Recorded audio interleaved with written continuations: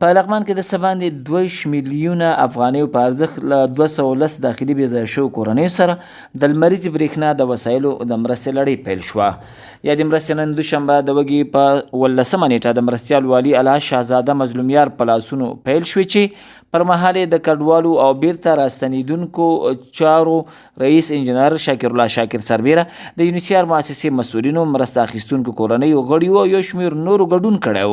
د کډوالو او بیرته راستنیدونکو چارو رئیس انجنیر شاکر الله شاکر د معلوماتو له مخې یادې مرستې د یونیسیار مؤسسې په مالي همکارۍ له 210 تنو اړمنو داخلي بې ځایه شویو کورنیو سره ترسره شوې. نوموړي وویل دا مرستې د څه باندې 2 میلیونه افغانیو په ارزښت دي. پکې هرې کورنۍ ته د لمریزې برېښنا په موخه سولر شیشې او د نور وسایلو سربیره 2500 نغدې افغانۍ ورکړل شوې. د یونیسیار په همکارۍ باندې د عزیز خان ښارګوټی چې زموږ شارک دی د مهاجرینو هغې کې موږ کور په کور باندې وګرځېدلو کسان چې د برېښنا دغه توکي نه لرل او غربت حالت کې وه. دغه برقي تجهیزات چې کورنۍ ته د $850 تجهیزات دی او 2.5 افغانۍ.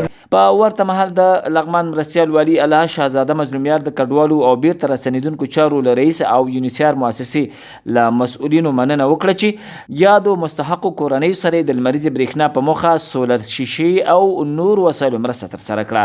یونیسیار د دفتر نه او د وو دفتر نه او دوستانو چې تکلیف ایستلی، زه د ولایت د مقام په نمایندګۍ کې ډېر تشکر او مننه کوم. خدای دې تاسې ټولو ته خیر درکړي. دا د حکومتونو سلسله تاسې باید د آینده دپاره هم جاري وساتئ. ښاغلي مظلومیار د دواړو ادارو له مسؤلینو څخه غوښتنه وکړه چې په راتلونکي کې دې ته ورته نورې مرستې هم بېوزله او مستحقو کورنیو سره ترسره کړي تر څو د لغمان ولسونو ستونزې راکمې شي.